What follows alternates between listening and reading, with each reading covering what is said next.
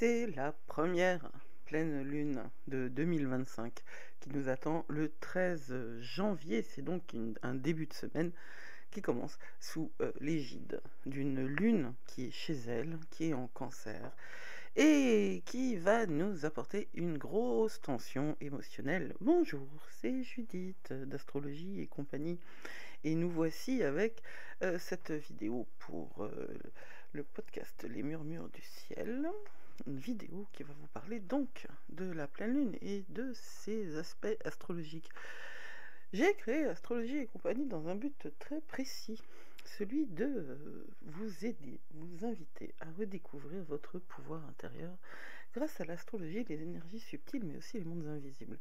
Je veux créer une astrologie pratique, propice au développement personnel et une approche en fait très spécifique, authentique, loin des clichés et des tendances superficielles. Et je le fais par ces vidéos ainsi que par des articles de blog sur le site astrologie et compagnie.com, des programmes comme Lune Complice, qui est un programme qui vous permet de comprendre à la fois votre lune personnelle et à la fois les lunes régulières, quotidiennes, on va dire. Et puis, je vous propose aussi les ateliers des étoiles. L'atelier des étoiles, c'est un abonnement à plusieurs niveaux. Pour l'instant, c'est les Murmures du Ciel qui sont ouverts, où vous pouvez accéder à tous les transits du mois et des mini-horoscopes.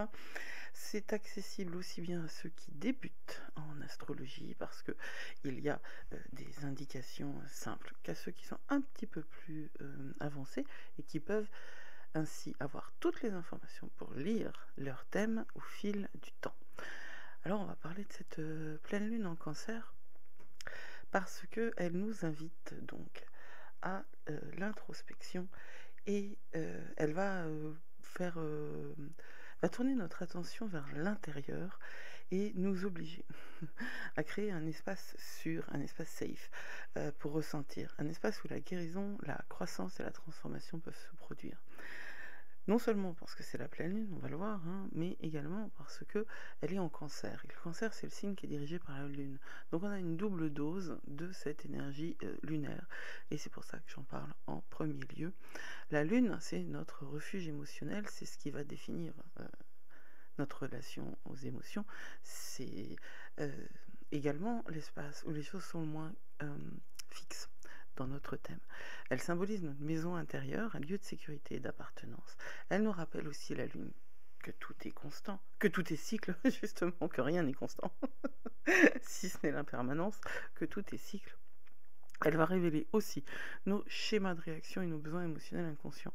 La lune, elle va quand même, et ça c'est très important de le dire, insister sur l'espace dans votre thème de naissance, qui est le moins stable, justement parce qu'elle est constante et fluide, et qu'elle a les défauts de ses qualités, notre chère lune, ce qui paraît parfaitement logique, n'est-ce pas? Quand on est dans l'émotion et dans le ressenti, on est dans la fluidité, donc dans l'instabilité.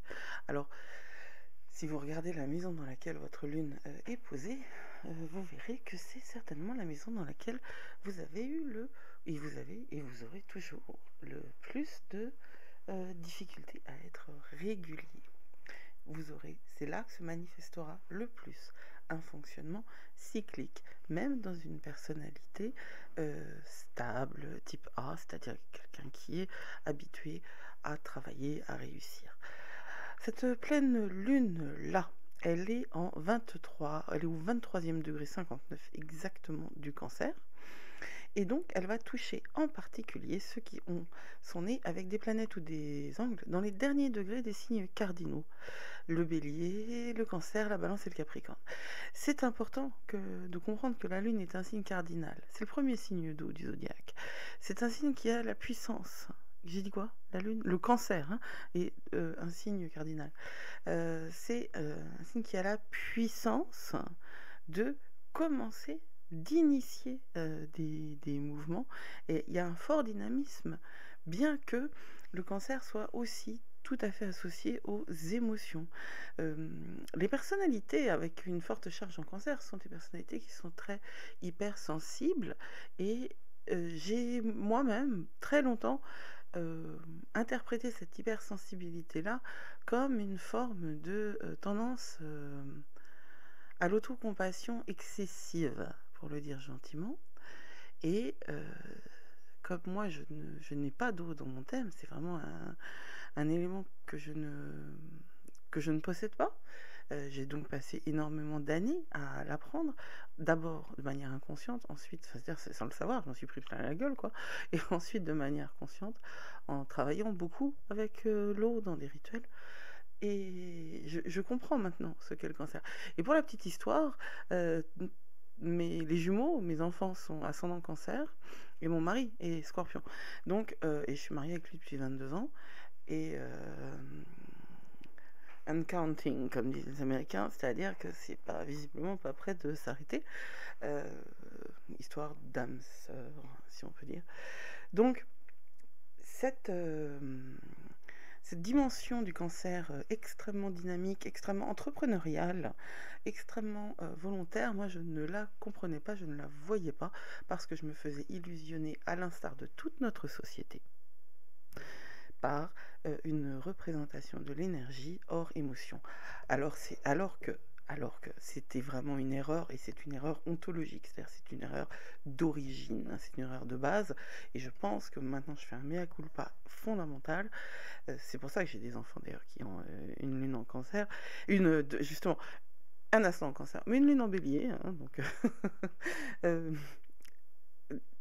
je pense que l'arrivée d'eau dans ma vie a été réellement bénéfique en termes de leçons de karma, de leçons de vie. L'eau, c'est l'élément le plus puissant et le plus fort. Et notre société, qui est une société essentiellement yin, une société essentiellement de feu et d'action, une société qui a complètement perdu la force et la compréhension de la puissance des émotions. Et je pense que moi, j'aurais gagné 10 ans dans ma vie si je n'avais pas utilisé toute mon énergie à lutter contre des émotions qui sont pourtant la meilleure manière de lire le monde. Je pense que mes égéries adolescentes, c'était Sherlock Holmes et Spock. Je ne sais pas si vous connaissez Star Trek, parce que ça, c'est quand même très ancien. Mais Spock, c'est un Vulcain, enfin il a un peu de sang humain, mais il appartient à une société extrêmement structurée, extrêmement codifiée, et qui oublie la dimension un peu foldingue de l'humain, la dimension qui est énergétique et hyper émotionnelle, mais de l'émotion en tant que mouvement du capitaine Kirk, qui lui dit souvent à la fin des épisodes: vous avez encore oublié le facteur humain, Monsieur Spock. Et, et je pense que j'ai passé beaucoup de temps à oublier le facteur humain. Et ça m'a rattrapé. Donc petite information pour tous ceux qui n'ont pas mon âge avancé. Prenez attention. Faites attention à vos émotions, elles sont essentielles. Faites attention aux émotions des autres. Mais laissez-les à leur place. C'est vous qui comptez en priorité.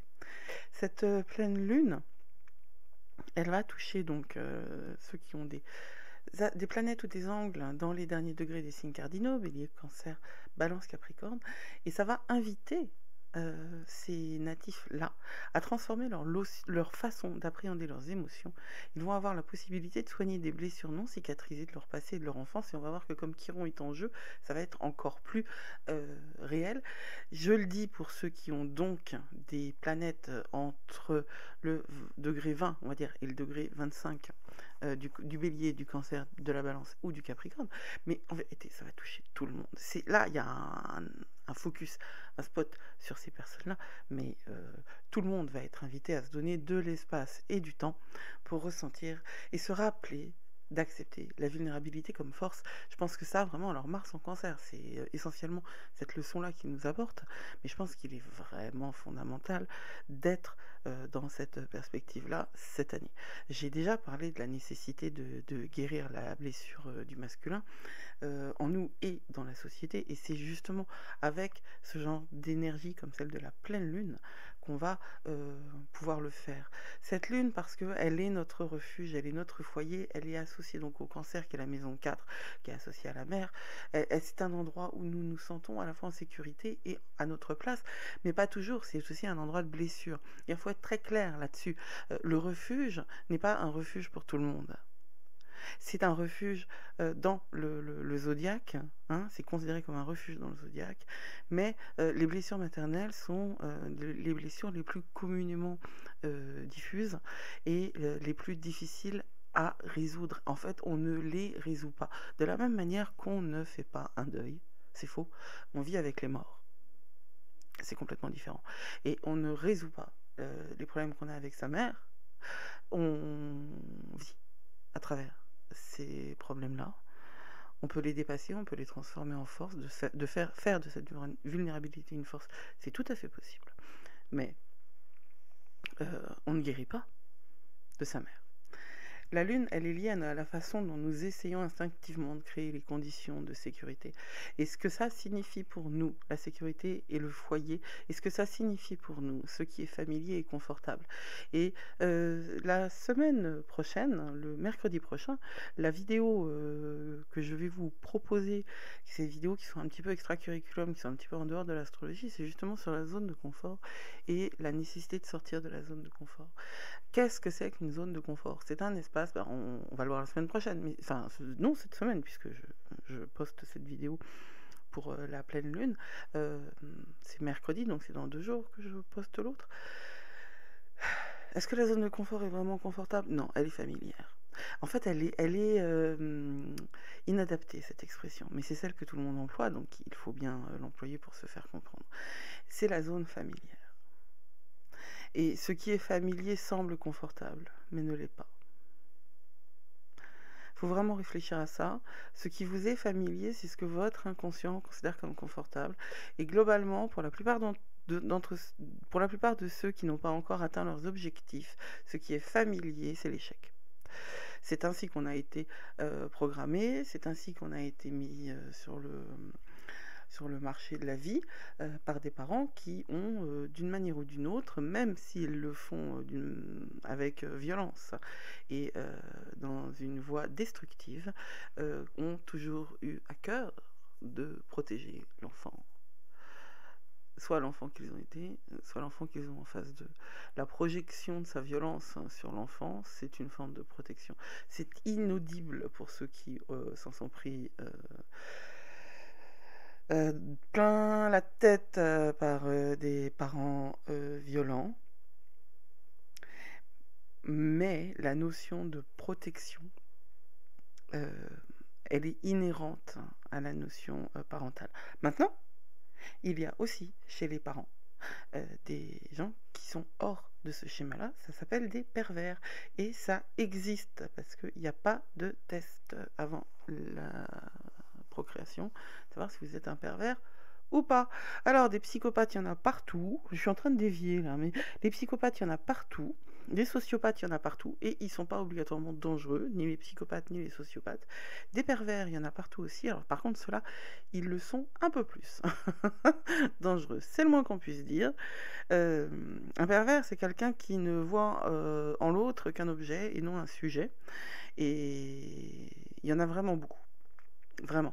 Et est-ce qu'on est pervers selon un certain degré? Je le pense. Ça fait pas partie des choses qui sont communément admises ni par la communauté neurologique, enfin des praticiens, des scientifiques dans le champ de la neurologie, ni par la communauté des psychologues. Je pense que le consensus est sur le fait que c'est on-off, hein, soit on est pervers, soit on l'est pas. Moi, je pense qu'il y a des degrés. Voilà. Je pense que, comme tout, il y a des degrés et c'est une question de statistiques. On va repartir sur l'astrologie parce que sinon, on en a pour 2h30. La pleine lune, on va repartir aussi sur ce point-là qui est important, parce que comme elle est en cancer, il faut reparler des énergies telles qu'elles sont. La pleine lune, c'est la culmination, c'est un moment culminant du cycle lunaire qui va apporter une énergie de libération et d'achèvement.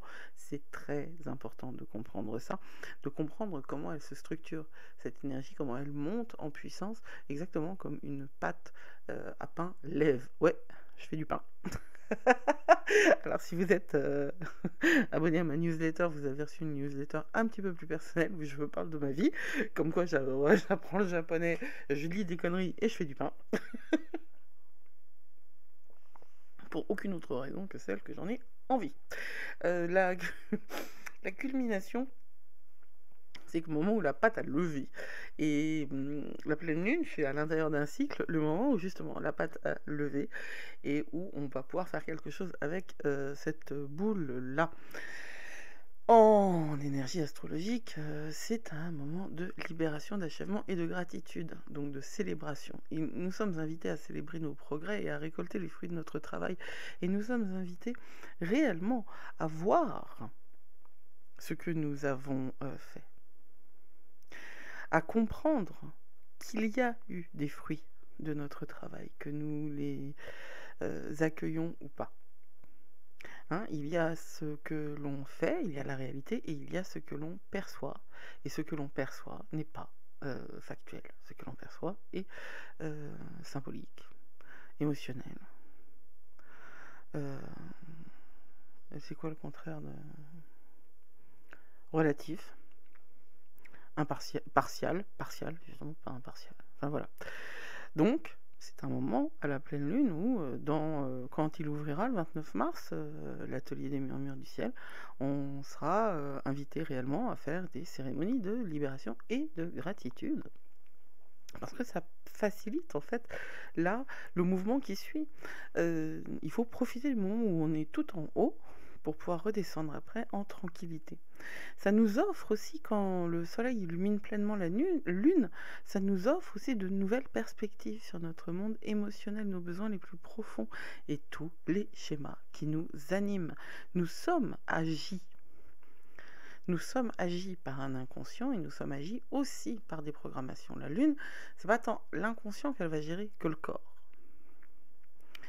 L'inconscient, on va le retrouver du côté de Lilith. Dans ma lecture à moi, l'inconscient, on le retrouve du côté de Lilith, du côté de Pluton, voilà. Mais la lune, c'est le corps. Et le corps, c'est le premier. Quand on est un bébé, c'est pas par le cerveau que ça marche, c'est par le corps.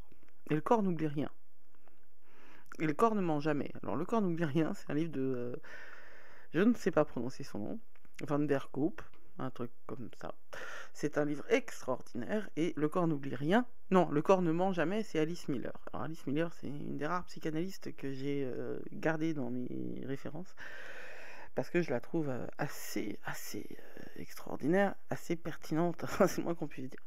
Donc, c'est le corps dont elle nous parle, cette lune. Et quand elle est dans son signe natal du cancer, cette puissance et cette symbolique, elle est amplifiée et on va ressentir cette énergie beaucoup plus fortement que d'habitude, puisque tout ce que j'écris là sont potentialisés par le fait que c'est redoublé, par le signe. Les émotions sont plus intenses, on va être plus sensible à tout ce qui nous entoure. Et cette pleine lune, elle ouvre une fenêtre sur notre monde intérieur, sur notre passé, sur notre inconscient aussi. Et sur notre corps, sur la manière dont notre corps, ah oui, c'est ce que je disais, l'inconscient est programmé, le corps est agi, nous sommes agis à la fois par des schémas de fonctionnement et à la fois par des programmations qui sont ancrées dans le corps. Énergétiquement, c'est dans le corps, dans le corps tel qu'il est une machine en mouvement et tel qu'il est une machine à l'intérieur de toute j'y arriverai, la machinerie qui nous fait vivre, qui nous fait respirer, qui nous fait digérer. Tout ça, c'est ça tout ça va être agi par le passé. Et on va donc devoir réfléchir à la façon dont nos premières expériences, nos blessures d'enfance et notre histoire ancestrale et familiale continuent de façonner notre réalité présente. C'est vraiment important. Il va être très important pour ce premier signe d'eau du zodiaque, et qui est également un signe cardinal, de trouver un espace sûr pour se sentir bien. Alors, on est appelé à faire cette exploration du monde émotionnel dont je parlais par le corps. On est appelé à le faire par l'émotion, par l'eau. On est appelé à aussi travailler sur la reconnaissance de notre vulnérabilité, de notre sensibilité. Où est notre sensibilité? Et vous avez le droit de pleurer. Voilà. Même si vous êtes un homme, ou même si vous êtes un bonhomme, hein. C'est-à-dire que ma fille de 16 ans, elle a l'air comme ça d'être une pépette à l'extérieur, elle est hyper girly, mais à l'intérieur, son frère dit « Oh oui, mais alors, il parle d'elle et de sa meilleure amie, elles ont l'air girly comme ça, mais t'inquiète pas, c'est des bonhommes. » Donc, faut aussi, elles sont peut-être un peu trop bonhommes, mais à 16 ans, en 2024, est-ce qu'on a le choix? Est-ce qu'on a le choix de la vulnérabilité quand on est adolescent? Je suis pas sûre. Par contre, quand on commence à être adulte, oui, il faut prendre le temps de faire connaissance, de faire reconnaissance avec cette vulnérabilité, avec cette sensibilité qui est tellement mise à mal par le monde extérieur. Et puis, c'est la saison du Capricorne, la pleine lune, hein. En Cancer, je veux dire, c'est pas par hasard, évidemment, c'est pas par hasard. Le zodiaque nous parle de polarité, le zodiaque nous parle de tension entre des mouvements qui sont pas toujours évident. Hein. Le zodiaque nous parle de faire la place à l'intérieur de nous entre des choses qui ne sont pas amies au premier abord.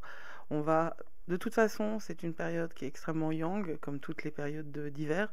Et puis, c'est quand même aussi parce que Mars rétrograde. Hein, le mois de janvier, c'est un mois où on a tendance à vouloir faire des choses, mais en fait, on est extrêmement freiné, vous devez le sentir vous aussi, et donc il faut ralentir, il faut s'autoriser à faire une pause, même si on l'a déjà faite pendant les fêtes. Les fêtes, c'est pas une pause. Les fêtes de fin d'année, ça n'a rien à voir avec du repos. Cette société, cette culture dans laquelle nous vivons, elle vante l'épuisement comme un signe d'honneur, hein, que d'une certaine manière aux États-Unis, d'une autre au Japon. Mais je pense que vraiment, pour que les choses s'arrangent à tout point de vue, nous devons, en nous, faire la part belle au repos, à la mise à distance, hein, de tout ce qui nous pousse, hein, à la mise à distance des excitants. Le Dry January, c'est vraiment une très bonne proposition, parce qu'il n'y a pas une seule quantité d'alcool qui soit positive pour le corps. Faites la place à votre monde émotionnel et ne fuyez plus.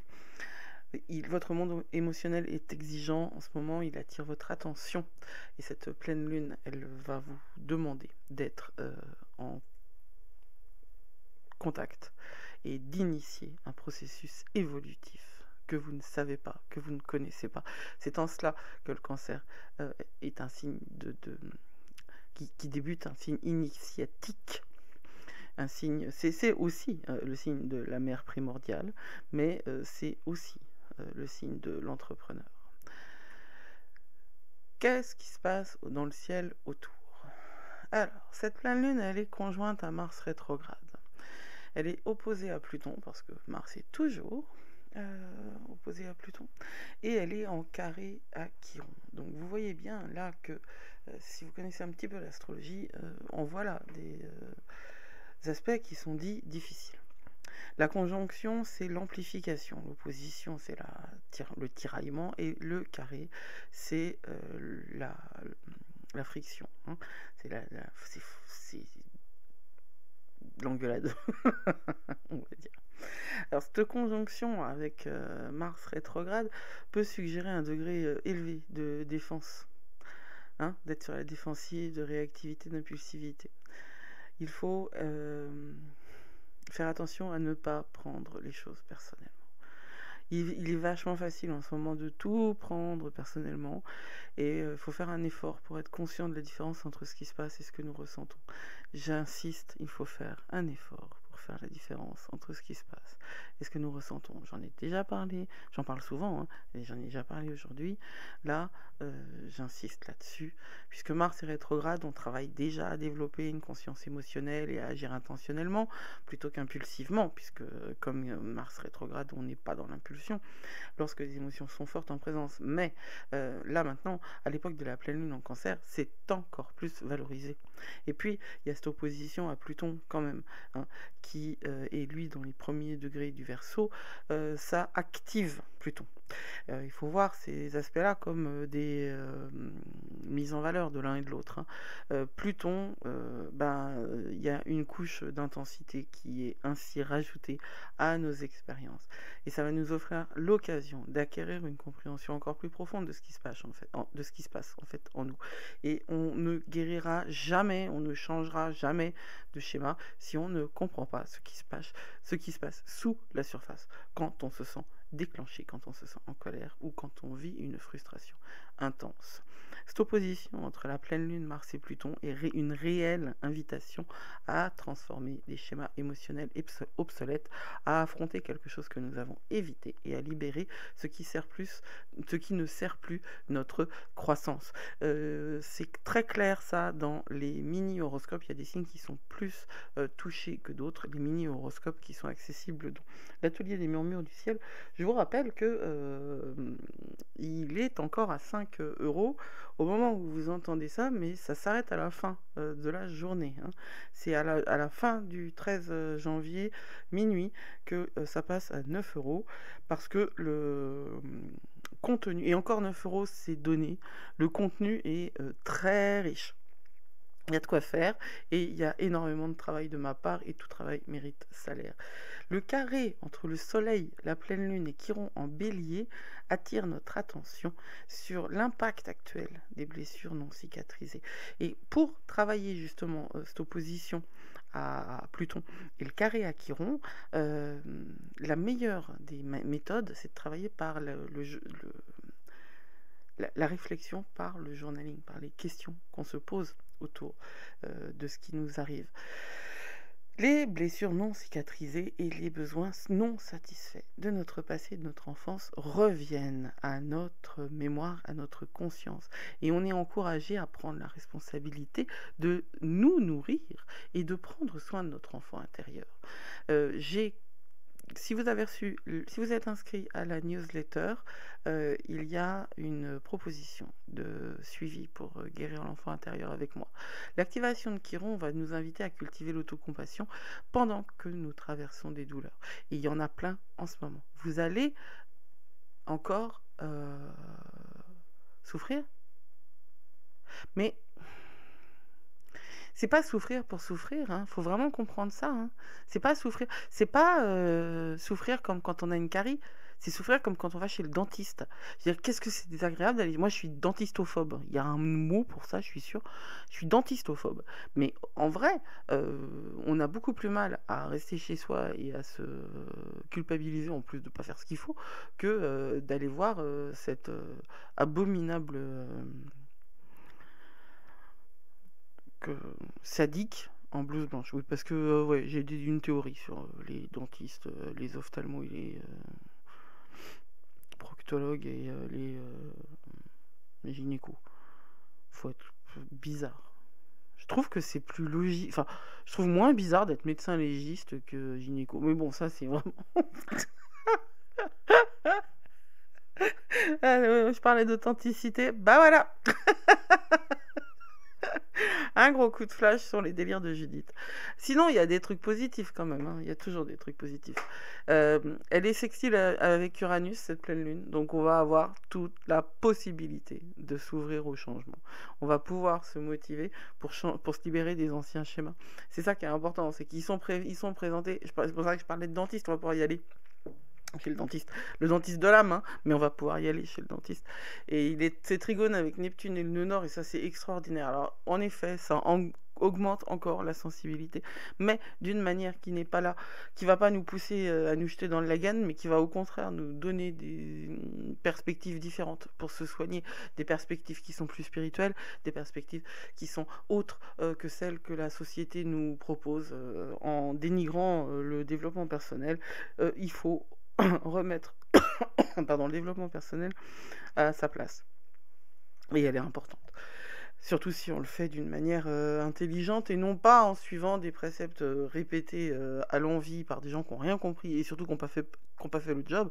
Je pense que c'est ça le plus terrible, quoi. C'est que le développement personnel et la thérapie, c'est pareil, sont portés par des gens qui ne sont pas eux-mêmes qui n'ont pas fait eux-mêmes véritablement le boulot et qui sont surtout pas suivis, hein, qui ne sont pas suivis, qui n'ont pas de formation continue ni de supervision. Alors, le trigone avec Neptune, qui est en conjonction avec le nœud nord, ça, c'est véritablement un rappel que nous sommes tous connectés, que nous faisons partie d'un organisme plus vaste que nous, et que nous sommes à l'intérieur d'une toile qui, dans les traditions nordiques, s'appelle le weird, et qui, en fait, est un tissage énergétique à l'intérieur duquel nous sommes tous, et sur lequel je vais revenir, parce que c'est fascinant comme concept, et c'est vraiment une espèce de matérialisation de ce qu'on peut concevoir quand on essaye d'aborder la théorie des cordes ou la théorie quantique, hein. Ce qui est la théorie des cordes, c'est un développement de la théorie quantique, mais l'idée est que tout est vibration, que tout est énergie, et que nous sommes aussi énergie, et que donc nous sommes tous en lien les uns avec les autres d'une certaine manière, à une certaine échelle, à une certaine fréquence, et nous sommes continuellement impactés par tous et tous ceux qui nous entourent, et c'est d'autant plus vrai que en ce moment les hypersensibles sont vraiment très très très activés, et même chez ceux qui ne sont pas hypersensibles, il y a une plus grande place à la sensibilité depuis que Mars est en Cancer. Alors qu'est-ce qui se passe avec Vénus, Saturne et Jupiter? Ils dansent. Ouais, et je les ai fait danser.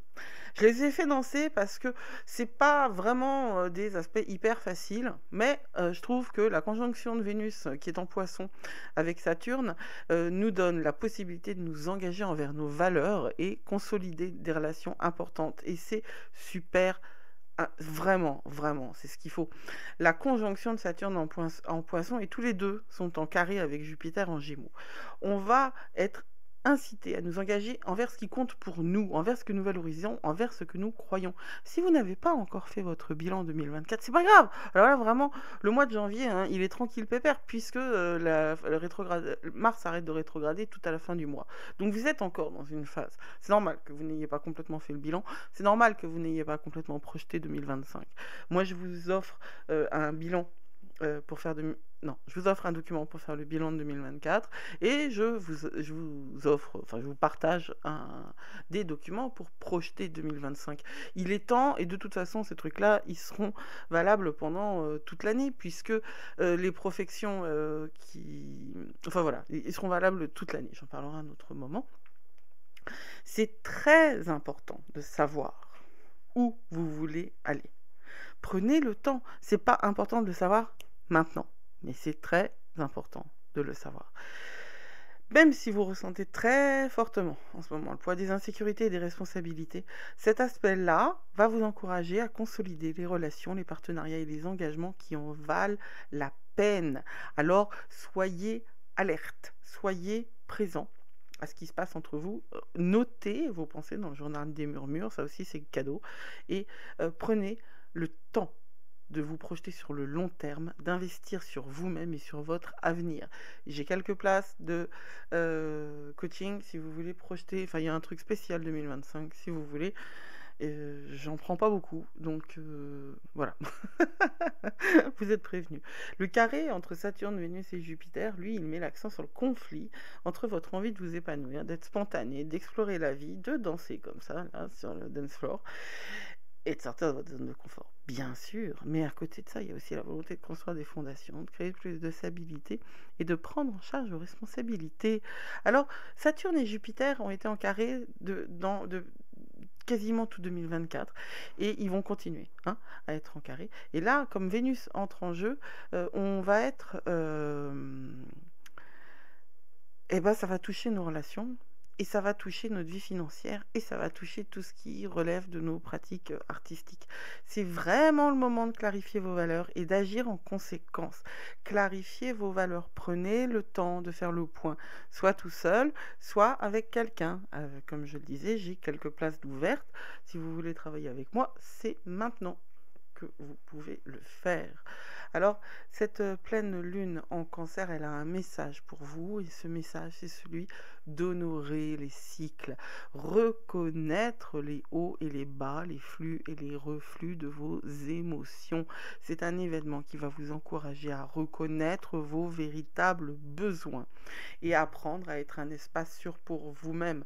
Pendant cette période, vous êtes invité à accueillir votre vulnérabilité et à la reconnaître comme une force, c'est-à-dire comme une puissance qui bouge. Émotion, ça veut dire qui bouge. Motion, c'est du dynamisme, c'est du mouvement. L'émotion, elle nous fait bouger. Il faut garder à l'esprit que la véritable croissance, la guérison et la transformation, elles ne viennent que de nous et elles ne viennent que de ce que nous autorisons à ressentir. Elle nous invite à faire une pause, comme toutes les pleines lunes en vrai. C'est-à-dire le cycle de la lune, on fait une pause à la nouvelle lune et une pause à la pleine lune. Entre les deux, on bosse. c'est pas des semaines, c'est des quinzaines, mais il y a 3 jours de pause à la nouvelle lune, 3 jours de pause à la pleine lune. Des pauses, j'entends sortir un petit peu du bruit du monde, mais entre les deux, il y a 15 jours pendant lesquels on bosse. Une pause pour vous connecter, vous accepter. Et accepter surtout où nous en sommes dans notre propre voyage, sans jugement ni précipitation. Cette pleine lune, elle va vous demander de nourrir. Le cancer, c'est du nourishment. C'est une nourriture terrestre, dit rigide. Non, c'est des nourritures célestes, c'est des nourritures émotionnelles, c'est des nourritures spirituelles, c'est des nourritures... c'est tout ce que... C'est pas du fun, c'est prendre en considération où on manque d'attention, de besoin de reconnaissance, de chaleur, de douceur. Et faire attention à chaque émotion que nous ressentons, chaque phase que nous traversons, parce qu'elles sont toutes nécessaires à notre croissance. Ce n'est qu'en nous donnant la permission de ressentir, voilà le message de la pleine lune en cancer, ce n'est qu'en nous donnant la permission de ressentir et d'être exactement là où nous sommes, plutôt que de nous concentrer sur l'endroit où nous pensons que nous devrions être, que nous permettons à la guérison de se produire et que nous créons un terrain fertile pour la transformation. Moi, je peux vous assurer que faire ce genre de vidéo et écrire ce genre de texte, eh ben, ça me parle énormément. Allez, j'espère que vous prenez soin de vous et que vous n'oubliez pas que vous êtes plus fort que vous croyez. Blessed be.